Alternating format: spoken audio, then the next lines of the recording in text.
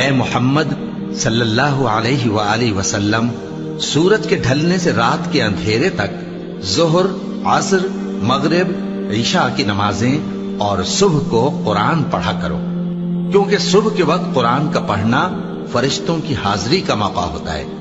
اور بعض حصہ شب میں بیدار ہوا کرو اور تہجد کی نماز پڑھا کرو، یہ شب خیزی تمہارے لیے ایک اضافی عمل ہے۔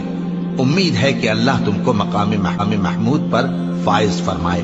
اور کہو کہ اے پروردگار، مجھے مدینے میں اچھی طرح داخل کیجو اور مکے سے اچھی طرح نکالیو، اور اپنے ہاں سے زور و قوت کو میرا مددگار بنائیو، اور کہہ دو کہ حق آ گیا اور باطل نابود ہو گیا، بے شک باطل نابود ہونے والا ہے۔ اور ہم قرآن میں وہ چیز نازل کرتے ہیں جو مومنوں کے لیے شفا اور رحمت ہے، اور ظالموں کے حق میں تو اس سے نقصان ہی بڑھتا ہے۔ اور جب